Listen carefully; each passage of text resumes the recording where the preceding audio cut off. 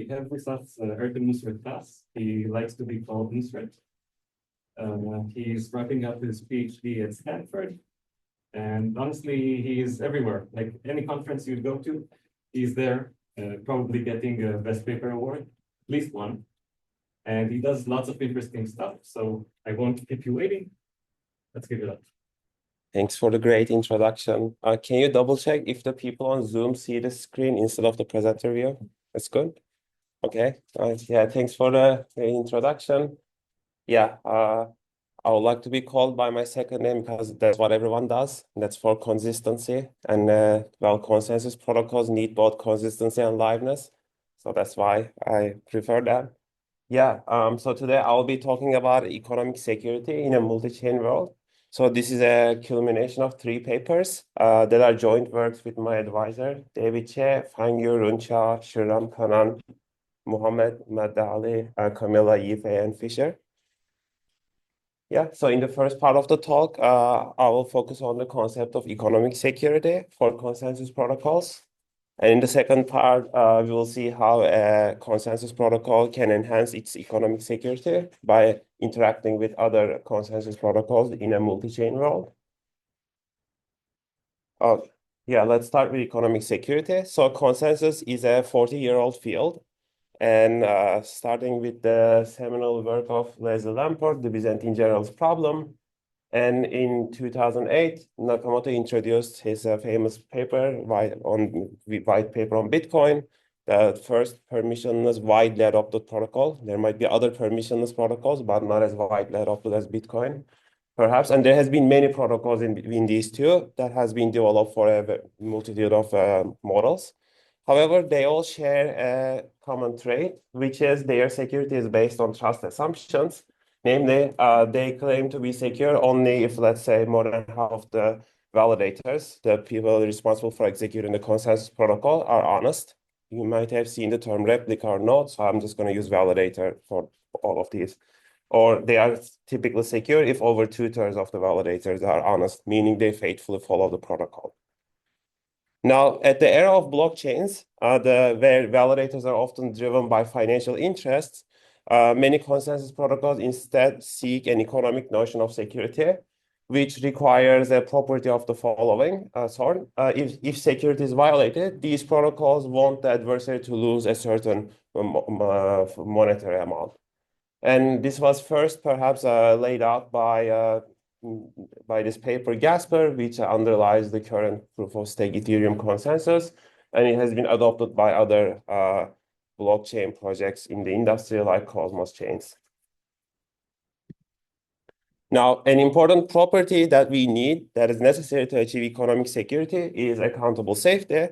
And to understand what accountable safety is, let's consider a simplified, albeit insecure consensus protocol that is a PBFD style. So in this insecure simplified protocol, we will have a confirmation rules of the sort where we will have a block become confirmed if it gathers votes from over 2/3 of the validators. Now the protocol proceeds in views, and each view validator is elected as the leader. The leader proposes the block, and the rest of the validators are supposed to vote for the block in each view. So in this first view, there's a single block being proposed. The validators vote for it, and then the block becomes confirmed. Now, if there are multiple blocks being proposed, let's say maliciously by adversary leader, then the validators are supposed to vote for the first block they observe. They should never vote for 2 blocks proposed for the same view. And now let's see this in action. Now in the next view, 2 blocks are proposed by the leader because it's adversary. Now 6 of the validators, let's assume it's more than 2/3, sees the left block first, they vote for it, the left block becomes confirmed, and then a client comes and outputs the transactions in the confirmed block as part of its log.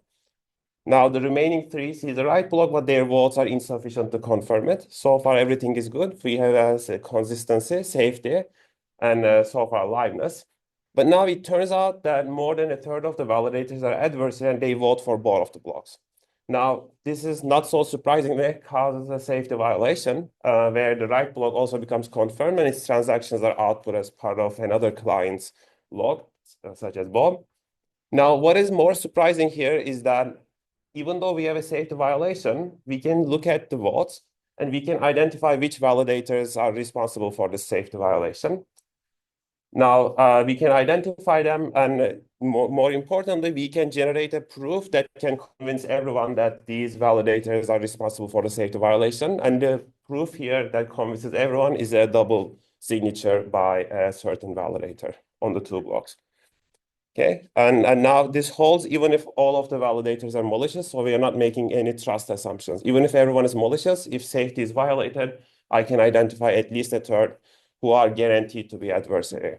Now, this second part is important because we should never identify an honest validator, no false positives. And also, if less than a third of the validators are adversary, we should never have a safety violation. This would only happen if more than a third are adversary and they engage in a safety violation.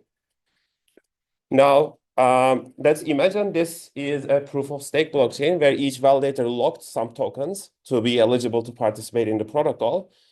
In this case, accountable safety gives us a viable path to achieving economic security. Why is that? It is because once we identify the adversary validators, we can basically, as a punishment, take away their tokens that they locked to participate in this protocol. Or in the industry terms, we can slash their stake. Now, this tells us that whenever there's a security violation, adversary needs to lose an amount that is equal to a third of the total stake of the validators, and this is proportional to the market cap of the proof of stake chain. So with an accountable safety, we can achieve economic security that's proportional to market cap. So the question. Yeah. Maybe for the violations are provable actions, right? If you only for double signatures, but if there's an attack of not participating in the consensus or not voting on the block, there's no way where you can slash them. Yeah, so that's true. So accountable safety is a property that's not satisfied by every protocol. So we cannot actually satisfy economic security for every protocol. So in this example, we are seeing that for economic security, we need accountable safety, and it's only satisfied by some protocols. In some protocols, you might even lose safety without people double voting. In this case, you can't even generate a proof. And you are hinting at a different issue, which is liveness, not voting. It will cause a liveness violation. And in that case, indeed, we cannot really generate a proof accusing people. So the problem I always have with this accountable safety is that suppose everyone is malicious, right? So then even if we identify these guys are double voting, there's who to enforce the slashing of that, because the slashing itself is enforced by consent. Yeah, that is a great point. So in this example, we have the clients who are convinced of the fact that these are malicious. Now, that part is not covered by this talk, but I'm assuming there will be basically some action taken collectively by the clients or users of the system to basically maybe start a new protocol, because this protocol is totally compromised, and exclude these people in the new protocol. And the rest maybe gets their tokens again on the new protocol, and then they start using. So that's one way, but indeed you are hinting at a problem, which is if everyone is malicious, we can't enforce it within the current protocol, but at least maybe we can start a new protocol and still punish these people. So, but that is, again, that happens at the social layer, not necessarily on the engineering layer of the protocol. Okay, but unfortunately, neither locking tokens nor accountable safety are together actually sufficient to ensure economic security. To understand why, we should look at the definition of accountable safety. It says if there's a safety violation, a third can be provably identified as protocol violators, but it doesn't say when. So now that's an issue, because in proof of stake chains, tokens are not locked forever. People come and go. So if they want to leave the validator set, they can take their token and leave the system. And because of this aspect, actually, if we really want to punish the adversary, we need to identify them before they withdraw their stake. Otherwise, they can cause a safety violation and take their stake out and leave before we can identify them. So what we need is, in fact, another property called slashable safety, which says that if there's a safety violation, we identify a third adversary validator, but before they withdraw their stake, or in industry terms, before they unbound their stake. So, okay, good. We have seen that there are many protocols that satisfy accountable safety. This PBFD is one of them. In fact, it can be made accountably safe. But what about slashable safety? Well, if we want a strong property like that without additional trust assumptions, it's in fact not possible for any proof of stake protocol to satisfy slashable safety with any resilience. And why is that? Let's see why is that first before we like throw up our hands and give up on this whole endeavor. So maybe the proof itself will give us a way to overcome this theorem. So now to understand why, let's consider a proof of stake chain where first the initial validator set is denoted by P and they have logged some tokens and they start executing the protocol. And let's suppose we do have slashable safety for the sake of contradiction. Now, they execute the protocol. At some point, they get bored. They want to leave. So they send a request to withdraw their stake. And then their request is eventually approved. They are replaced by a new validator set. Now, so far, so good. Everyone has been confirming these blocks or these transactions. Now, it turns out these validators P are actually adversarial. And what they have been doing in private, in secret, without telling anyone, is that they are creating an alternative history of the chain. Now they create this fork of blocks, again, confirmed if you just look at them on their own. And that's an alternative history. And on this fork, they again send a withdrawal request, and they are again replaced by another validator set, that is Q prime. But on this fork, the Q prime is also controlled by the adversary. So adversary in its head is emulating all of these different validator sets. And but the tokens of the validators in P are replaced by the tokens of the validators in Q prime. So Q prime is adversary still, so I'm denoting them as red here, but they are actually different validators. So their tokens are different. So their tokens I'm going to denote by this light blue. Okay, so, but so far this has been happening in private, so we don't have a safety violation yet. Now, some time passes, and then eventually two clients come to the system. These are Alice and Bob. They are late coming. They observe the system at a later time. They don't know what has happened in the past. And when they come to the system, the adversary releases the blocks at the bottom to Bob. So it shows them to the Bob. And then it shows the blocks at the top, which are the public blocks, to Alice. So now this results in a safety violation because Bob sees the blocks at the bottom first. It confirms those blocks. And Alice sees the blocks at the top first. It confirms those blocks. Now, if you imagine there is like partial synchrony, for instance, the honest validators in Q can't even reach Bob to convince Bob that something is wrong. Even in synchrony, this could happen in various ways. I can talk about that later. But now they have a safety violation. Now, because we assume they need to have slashable safety here, we need to identify an adversary validator who hasn't withdrawn its stake yet. So now we can't identify those in P because they have withdrawn their stake. So who is the remaining adversary here? It's Q prime. So the Q prime is still locked in the system and they are adversary. So by our assumption, these clients, they need to come together and create a proof accusing someone in Q prime of being a protocol violator. But now you can imagine an alternative world, which is indistinguishable and in Alice's and Bob's view, where the private chain, in fact, was the chain at the top, and the public chain with the honest validators was, in fact, the chain at the bottom. So these two worlds are indistinguishable by Alice and Bob because they come to the system later. They don't know what was private, what was public back in the day. So now, because they are indistinguishable, the proof that they are going to generate accusing someone of being adversary is going to be the same proof as in the first world. So they are not going to generate the same proof accusing someone in Q prime of being a protocol violator. But that is a contradiction because in the second world, the alternative world, the validators in Q prime are honest. So now we have reached a contradiction, assuming we do have a slashable safe protocol, tells us that they cannot be such a protocol. Now, if you have seen long-range attacks, sorry, before going into that, I would like to highlight that we do still have accountable safety because Alice and Bob can accuse the validators in P of being malicious, right? Because they have double voted for these two blocks, but they cannot slash them. Their token is gone. So accountable safety is still there, but no slashable safety. And there's a final note. If you have seen long-range attacks or posterior corruption attacks, they are different from this attack. These can be prevented by key evolving signatures, the key erasures, or verifiable delay functions, but this attack cannot be prevented by those. So to prevent this attack, what we need is a reliable service that is going to timestamp what has happened in the past and make these timestamps public. so that even the late coming clients can see what was public, what was private back in the day. So that is basically the first paper I would like to talk about, where we have this proof of stake chain that has accountable safety. Yes. The possibility is to make sure that the Q intersection Q prime is large. That is true. Yes. That is indeed true. In this example, I'm assuming Q and Q prime are disjoint, which could be the case if we allow like people to come and go as they wish in a proof of stake system at maybe at certain epoch boundaries. But yeah, if the Q and Q prime overlap sufficiently, then that would also be another way.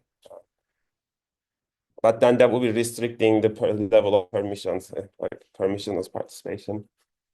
Yeah. Okay. So we would like to now have this proof of stake chain gain slashable safety and upgrade its accountable safety to slashable safety. And then for that, we need this timestamping service.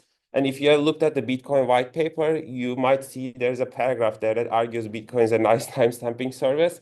So that was our first basically inspiration. We can use Bitcoin to timestamp the proof of stake chain, in where the proof of stake chain will send these periodic succinct commitments to ensure that the adversary cannot fool late coming clients into thinking that a previously private chain was public.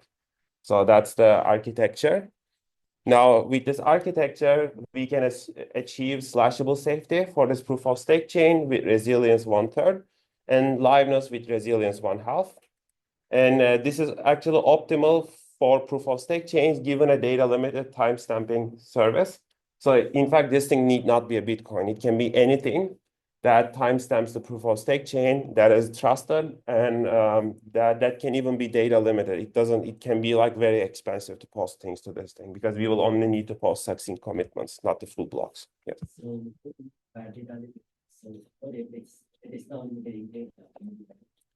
If it is not limited in data, there's a trivial solution. You can just like use this top service, right? You can just post everything that is trusted. It already works, so you will have like full security. You will never have a safety violation, like because I'm assuming there are adversary validators, etc., on the bottom side, but the top side, I'm assuming it's like acts like a trusted third party. If it is not data limited, you can trivially just use it to order your transactions. So what makes the question interesting is when it's data limited. Why can't you just prevent staking withdrawal after the block? So if validators, if they sign a block, you wait till the block gets confirmed, and only after that, then you allow them to withdraw their stake. In the previous example, the block was on the top side, the block becomes confirmed, and then we allow them to withdraw. The issue is that the adversary can reveal this private chain much later in time. Then with that argument, we need to basically delay withdrawals indefinitely because I don't know when the late coming client will come to the system. Like, Can't you delay it up to the checkpoint or 10 blocks into the block? it's actually what is going to happen here because now we will have checkpoints of the proof of stake chain on a trusted like timestamping service. This is exactly what we are going to do. We are going to delay it until the checkpoint becomes confirmed at the top layer here.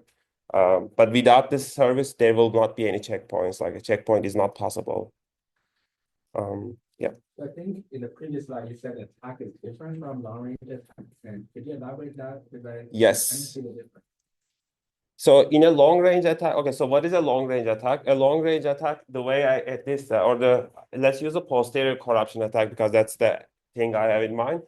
In that attack, the P validators are actually majority honest. And what they do is that once they withdraw their stake, now we don't have any guarantees on their honesty because these chains only assume 2/3 are honest for the people who are locked in the system. And now they become malicious once they withdraw, and then they build this chain later. Now, how this attack can be prevented, let's say with key erasures, is that honest people, once they sign a block, they're going to erase that key.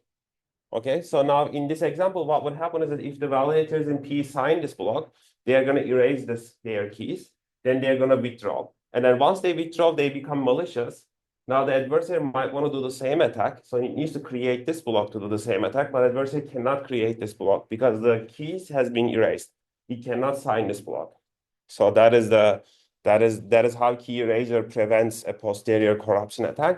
Whereas in our example, these are not majority honest, they are majority adversary, which could be the case because slashable safety doesn't impose any trust assumptions. It just says if safety is violated, you need to punish people.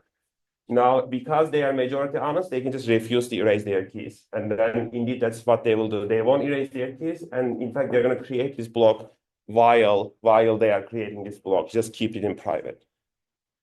So that's an example why key erasure doesn't help in this case. In the posterior corruption, people are majority honest. They become malicious only after the fact. In this example, they are already majority adversary. So because slashable safety is a stronger notion we are trying to achieve. So some tools that help us achieve a weaker notion, just security in proof of stake systems doesn't help here. Is that clear? We can talk more about it. Yeah. Okay, so just to compare this with an optimal standalone proof of stake chain, we can improve accountable safety to slashable safety with the same resilience 1/3. And we know that from earlier results that an optimal standalone proof of stake chain achieves liveness with resilience at most 1/3 if accountable safety is achieved with resilience 1/3. Now we can also achieve liveness with resilience 1/2 thanks to the succinct commitments. But we can't do better than 1/2. There's an impossibility result for that. Okay, so how do we achieve slashable safety? I think as Fatima, right, pointed out, that is what we are going to do is that we are going to periodically timestamp the proof of stake chain. And then once a withdrawal request is included in a proof of stake block, and that block or a predecessor gets timestamped, and timestamp consists of a block hash and a 2/3 quorum of confirming signatures. We will wait until this timestamp becomes confirmed in the upper layer, the timestamping service. In the case of Bitcoin, it requires KDEP to become confirmed. Then we are going to allow withdrawals, and the stake gets unbonded at this stage. Now, at this point, if the adversary releases an attack chain to cause a safety violation, the timestamp of the attack chain will be too late. There will be an earlier timestamp for this chain that comes earlier, and then the clients will basically look at the ordering of the timestamp and only accept the chain with the earlier timestamp, and they're going to reject this one. If the adversary puts this timestamp closer to this one instead of after KDIP, then in fact we will identify the adversary before it withdraws its stake, because it can only take its stake after this one becomes KD. Okay. Yeah. So the difference is the accountable safety means you can identify them, and slashable is on top of that. Requires that you can slash them before they withdraw. It's not exactly slash them, but you identify them before they withdraw. For slashing is a more complicated operation because if everyone is malicious, we can't actually slash them on this chain. So okay, so it's about you identify them before they withdraw. Okay. And then this also reduces the withdrawal time, this architecture at least, to Bitcoin timestamp confirmation time, which is like, let's say, six hours, 1 day. And then it reduces withdrawal delays that are used in the current blockchain systems from like weeks. I think Ethereum uses 2 weeks, like Cosmos uses 3 weeks to just like a couple hours. So that's a benefit. Now, whenever someone mentions the name timestamp, one should be on the lookout for a data availability attack. So what is this attack? This attack is the following. The adversary first creates a private fork. Okay, timestamps that. Then it creates, basically participates in the protocol publicly and grows the chain, and this chain is public, consists of confirmed blocks, and its timestamp arrives much later. Now, what does a client do? When a client comes to the system, it wants to basically confirm the blocks underlying the earlier timestamp, as we mentioned before. But it cannot do that because it cannot see those blocks. So now if the client actually skips this timestamp because the blocks are not available and just confirms the blocks underlying the next timestamp, it risks a safety violation with a future client who might actually see these blocks when they are released to the public later in time. So in order to avoid these types of safety violations, basically, we have a rule that says that if you observe a timestamp that has valid signatures but doesn't have the data, well, you just stop your liveness. Like you don't confirm proof of stake blocks anymore. Now, even though this seems like the adversary can violate the liveness by doing this attack, it can only do this attack if it controls over 2/3 of the validators here. because it cannot create an unavailable timestamp unless it controls at least the 2/3 of the validators or more than 1/2. So, and we know that we can't have liveness beyond 1/2 because there is another impossibility result showing that. And how do we achieve liveness with 1/2? It is kind of like a hybrid mode that appears in earlier works like Thunderella. So imagine you have a transaction that doesn't get confirmed for some reason on the proof of stake chain. So you can complain on the timestamping service for that. And then now the timestamping service starts a grace period, or basically clients basically account for a grace period during which the transaction must appear in the underlying proof of stake chain. If it doesn't appear, we know that something is wrong in the proof of stake chain. So we just stop executing the proof of stake protocol and we go into a so-called roll-up mode. What happens in the roll-up mode is that the validators just create bundles of transactions, and then they put a timestamp of these bundles, and the ordering of the bundles is purely determined by the ordering on the timestamping service. And for a bundle to be timestamped, it only requires 1/2 of the signatures from the validator set. It doesn't require 2/3 as was the case here for the proof of stake chain. Now, this comes at the expense of latency because the proof of stake chain might, in the normal case, when we are running the protocol, has good latency. The bundles have bad latency because they can only be confirmed at the Bitcoin speed, but and they enable us to achieve liveness in these emergency cases.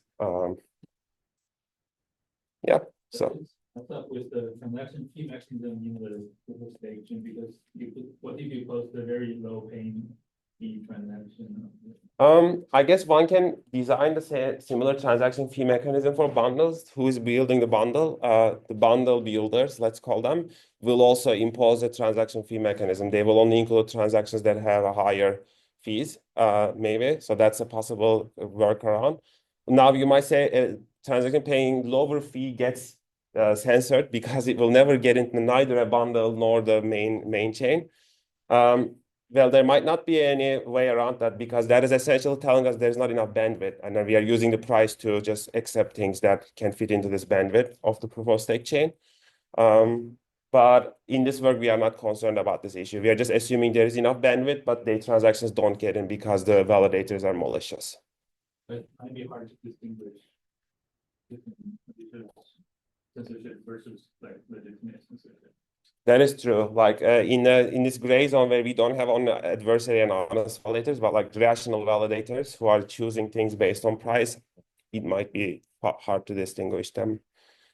I have another work that I guess gives a better censorship resistance for those cases, but it's not presented today. I can talk.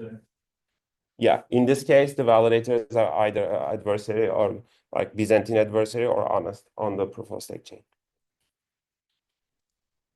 Okay, so now finally, let's see the liveness resilience upper bound. So we basically prove that no proof of stake protocol can ensure accountable safety with positive resilience and liveness with resilience greater than 1/2, even if it has access to this data limited timestamping service.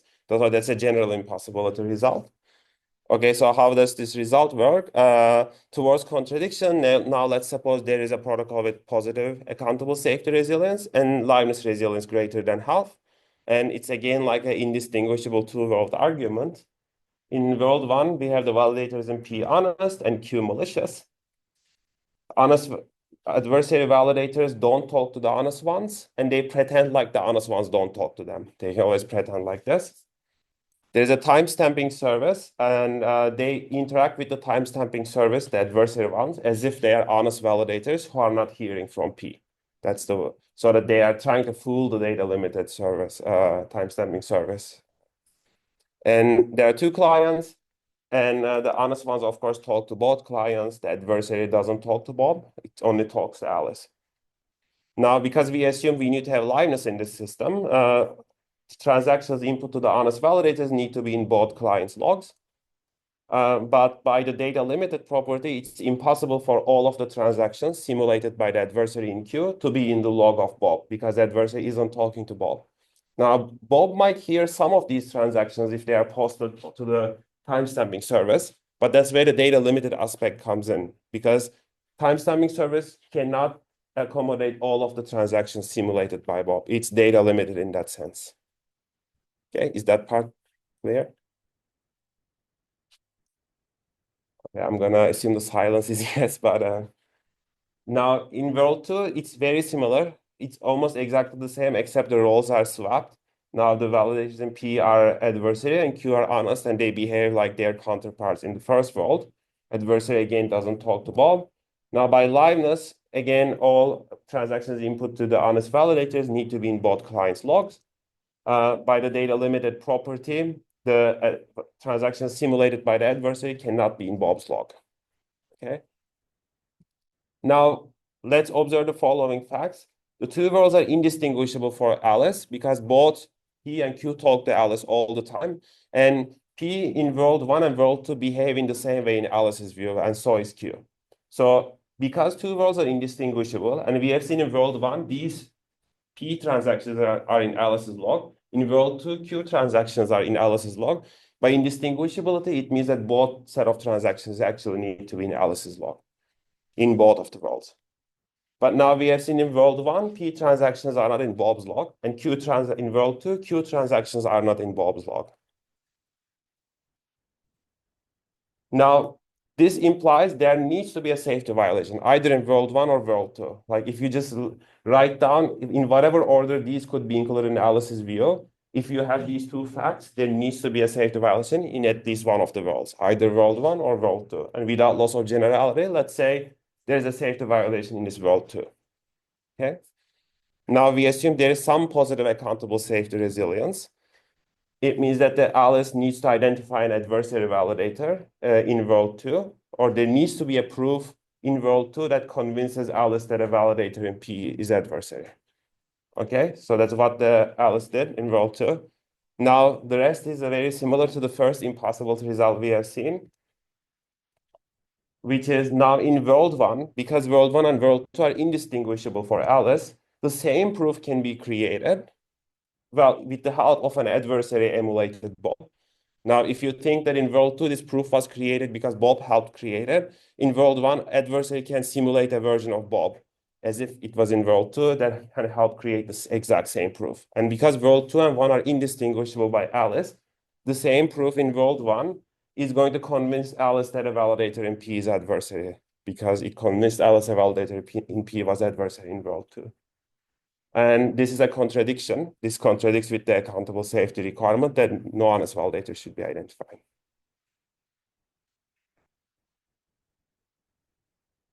Okay. Now this is like basically the first and the longer part of the talk. Are there any questions? Or it can also be after the talk. Otherwise, I will just keep going. Okay, so far we have seen an architecture where a proof of stake chain sends timestamps to Bitcoin, but the arrow is pointing down. So what is this arrow? This arrow, we should think of it as the flow of security. So like this proof of stake chain is getting economic security from Bitcoin in like some abstract terms, okay? So in that sense, I'm gonna call Bitcoin here the provider chain and the proof of stake chain the consumer chain. But now, okay, so with the help of Bitcoin, you got economic security that's proportional to the market cap, all good so far. But now in a multi-chain world, there are many other chains it can get economic security from. And these ones might have a larger market cap, larger economic security than our proof of stake chain. So it can in fact get security from all of those and then boost its economic security to the total security proportional to the total market cap. Okay, so that will be nice if we can have this. I don't know yet. And moreover, every chain can be a consumer and producer. This chain might say, why don't I get economic security from this one too? Maybe I can add its market cap to my market cap, and then I can also boost mine. Now I removed Bitcoin from this picture anymore because first, it won't be applicable to the architecture. We will see soon. Second, it's already very secure. I don't think it will want security from this one. But it would be great if we can have this so-called mesh security architecture where everyone gets security from everyone. Everyone is both a provider and a consumer of economic security. Now, this idea was proposed by people in the Cosmos blockchains. And then the way they wanted to achieve this idea was called cross-staking. Cross-staking is basically, it involves the validator sets of these proof of stake chains to validate not only their own chain, but other chains. So in simpler terms, the validator set of this chain that's called a MOS validates not only its own chain, but these other two chains as well. So these validators are essentially participating in the consensus protocol of both the consumer chain and provider chain, downloading blocks, executing them like their transactions, and then verifying their state, etc. So this is indeed one way. If every validator is a validator for everyone, then economic security can indeed be boosted. But now the provider validators are running full nodes of the consumer chains.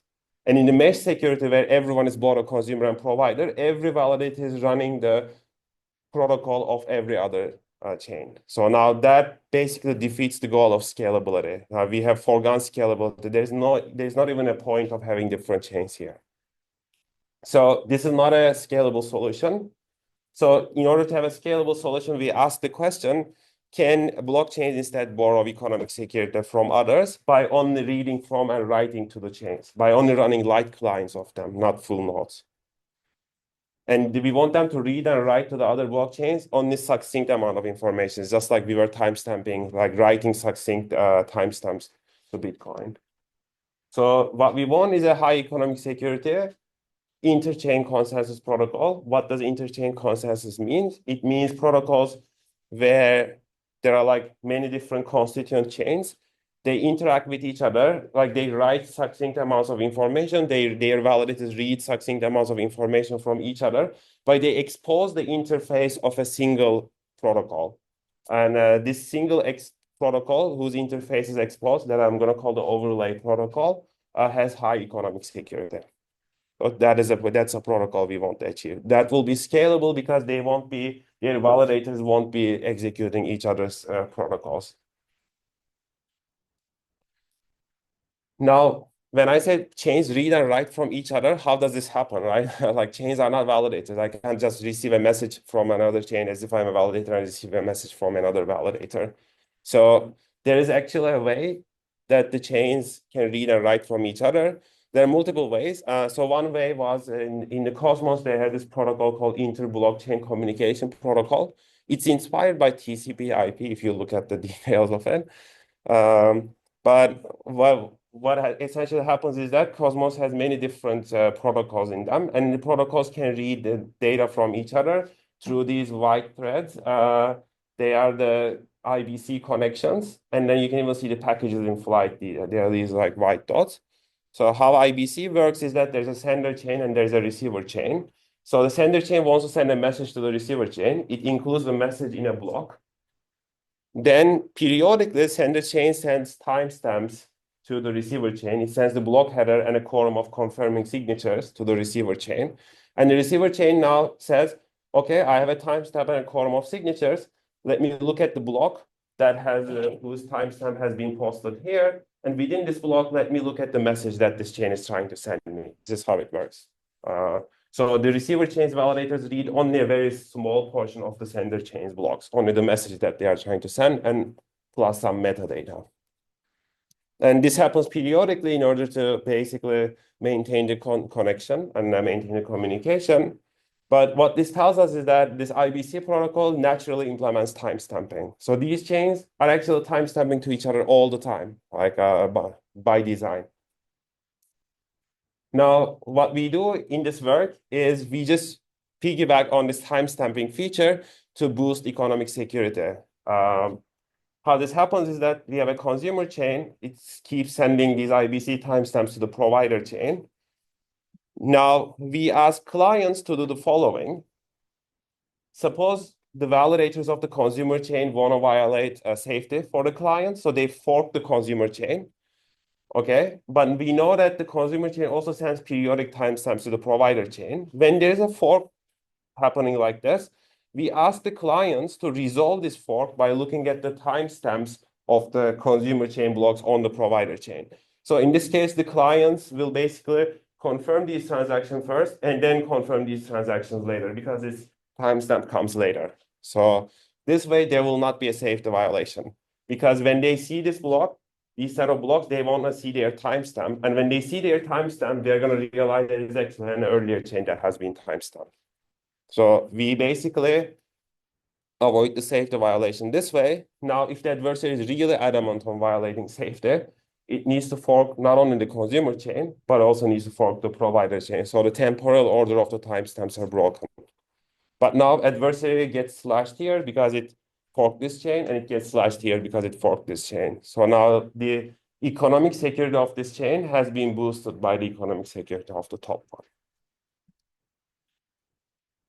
Now, another nice detail is that we don't need to change the code that the validators run for them to do that, for the clients to get this economic security. The validators of the provider and consumer chains can be totally agnostic to this protocol. It's just that we ask the clients, we need to change the client code. We ask the clients to confirm a consumer chain block only after seeing its timestamp in a confirmed provider chain block. Okay, but the provider chain or the consumer chain, they don't need to know about this at all. Because the IBC timestamps also happen as part of the protocol of Cosmos, so we don't need to touch it. So you previously showed an example in which like a timestamp doesn't work, and why doesn't that attack also have a view? Like, which so one? The attack that you showed many slides ago was like, I have a private block and I send timestamp to the Oh, that's a great point. That attack also works here. Okay, so what you are hinting at is, let me just go back. Oh, what happened? Okay, let's go back to this example. Imagine this chain was private, right? So now I see this chain, I see its timestamp. I know there's an earlier timestamp. I know that I need to confirm these blocks first, but I can't confirm them because I don't see them. That's a data availability attack. In this case, I'm going to stop here. I'm not going to confirm neither these blocks nor these blocks, because if I just skip this and confirm them, then I will risk a safety violation. So I need to stop here. Now you're saying, wait a second, you have lost your liveness now. But for me to lose my liveness, the consumer chain needs to create a timestamp whose blocks are unavailable. And the adversary validators can do that only if they control over 2/3 of the validators on the consumer chain. So consumer chain would in this case not be guaranteed liveness anyways. So it's not like I'm not degrading the liveness of my overall protocol by adding these timestamps. Now, if you have that makes sense. But if now you have a mesh of these, like, so could there be a case of deadlock? So like, because everyone relies on each other. So that is true. There can be a circle, right? If you Yeah. have a mesh. So the way to do is that in this work, we are going to assume you need to break the circle at some point. So let me then go to the next slide, because that's where we discussed that. Now imagine that I don't want security from one consumer chain, but more than one provider chains. So I can actually get security from two provider chains. And the way that would work is the provider chain one now needs to also timestamp to the provider chain two. Okay. Now, if it also timestamps, for the adversary to violate safety, it needs to fork this one first and then fork this one.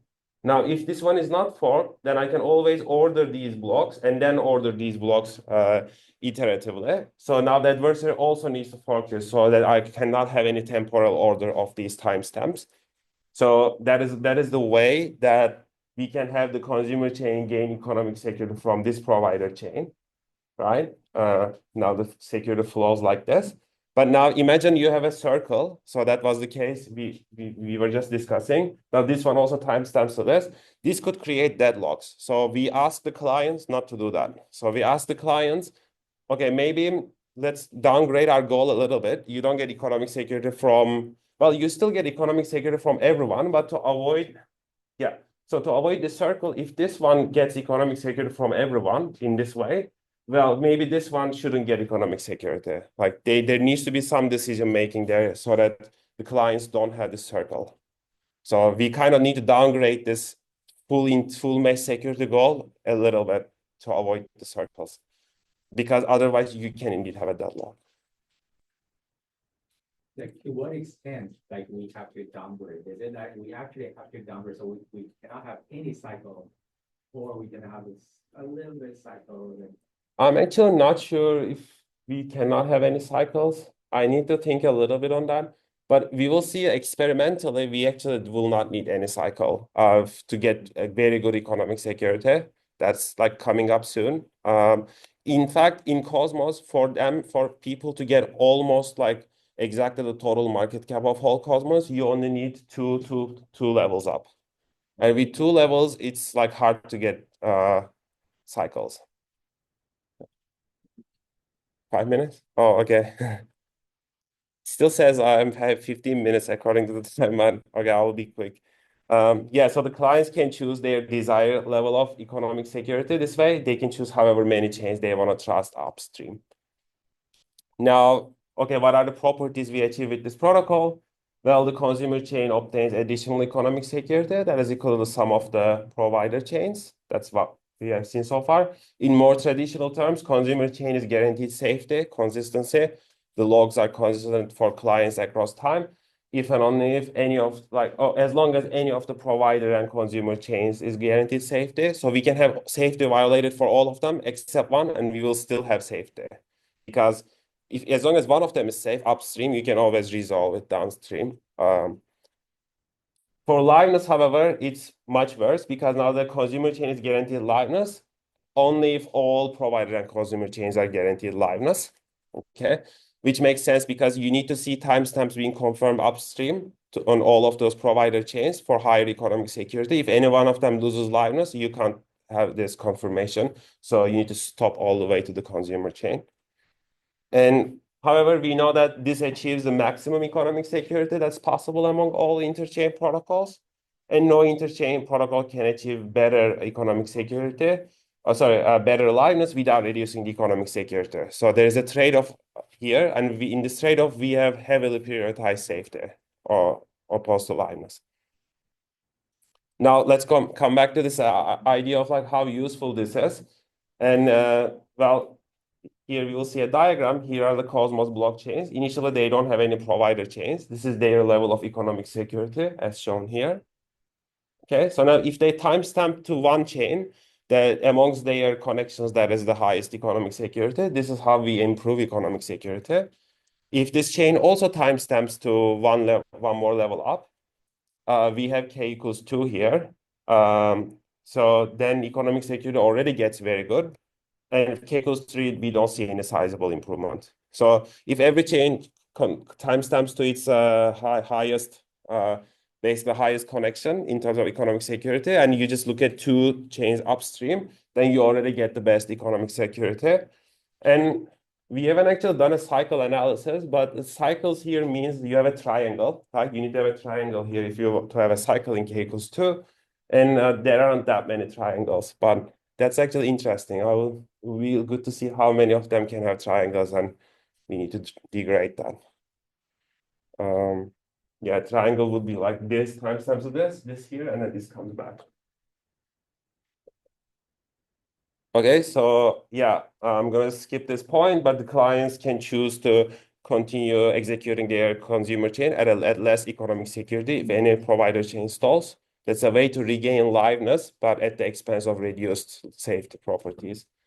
And we, of course, have some extra latency associated with this protocol, because now you need to wait until your timestamp becomes confirmed. But in Cosmos, if you're okay with 12 seconds of latency, this could be achieved with like $53,000 in terms of gas fees. And if you're okay with 1 minute of latency, extra latency, it's like $5,000. I can talk more about the details of that afterwards. And now, how many minutes I've got? 2? Okay.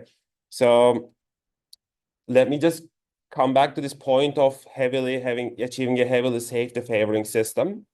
Now, imagine that we have an interchain protocol of n constituent blockchains, and then we want to have a liveness resilience, so-called the number of chains that are not guaranteed liveness, yet the overlay chain still has liveness of FL. And we want to have a safety resilience of FS, which is the number of chains that are not guaranteed safety, yet the overlay chain still has safety, right? So what are the numbers FL and FS we can get? Now, by a generalization of this DLS 88 result, it's impossible to have FL and FS on this region, but we don't know anything about the triangle yet. So maybe we can achieve things in the triangle. And so far we have achieved only one point, which is this heavily safety favoring point. that has safety as long as one of the chains is safe. So n-1 can lose their safety. But for liveness, all of them need to be live. We can't afford any liveness violations. And we actually have a third, that was the third and the shorter part of the talk where we can achieve all of the points in this triangle, all of the points in the boundary. But yeah, I can stop here, take questions, or if you are happy with 5 more minutes, I can go through the rest. Okay, continue. Yeah. Okay, so how do we achieve these other points?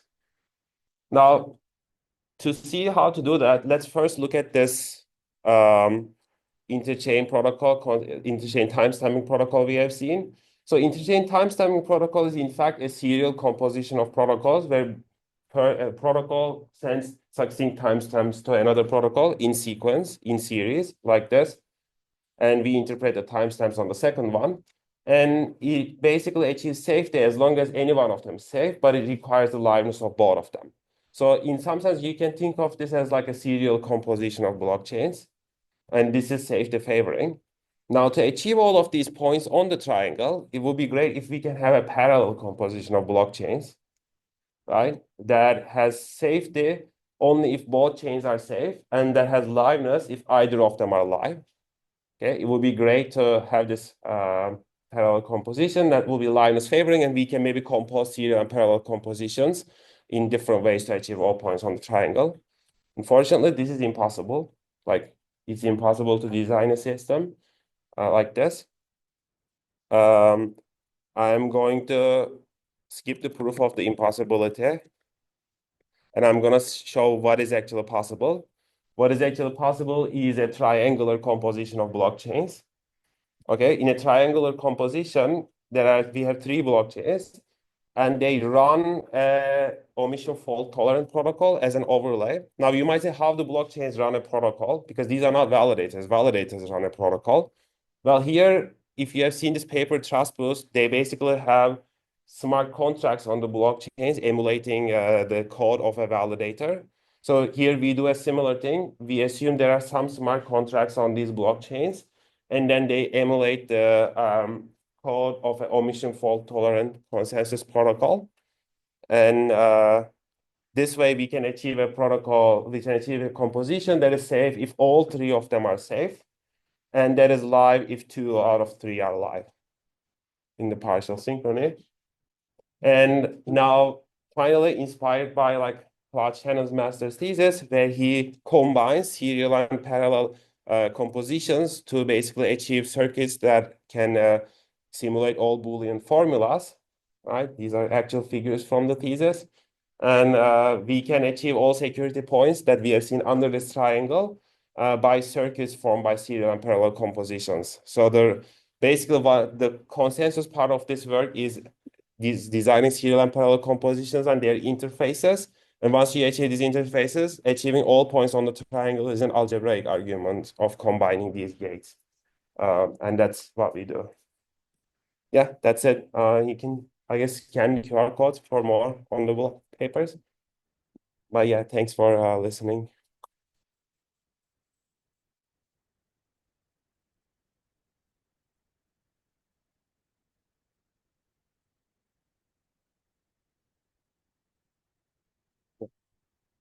So in all these two protocols, you rely on one blockchain being able to write another blockchain, right?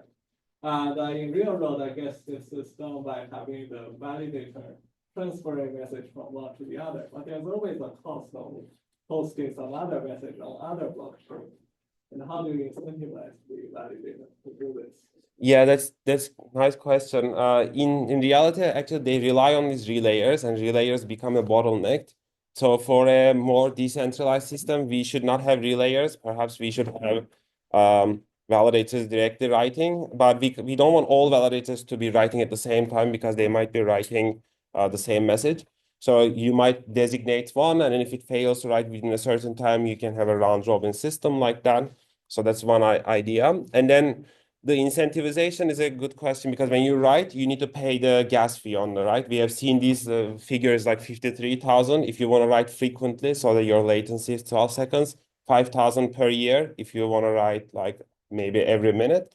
So like who's paying this? So it seems like the validators need to pay this, but to incentivize them, perhaps the chain can have some, how do you say, like maybe some token allocation for that. For instance, the validator, if you prove to your chain that you have written a message, maybe how you do this, you sign the message that you want to write, you post it, you pay the transaction like gas fee on the upper layer chain, and then once your message is included, you show the header of the other chain, you show the Merkle proof or like vector commitment proof, and then you show your message, you show your signature on the message to your own chain, and then the chain can have a smart contract that rewards you for that. That is the mechanism I can think of, but there can be other ways to incentivize.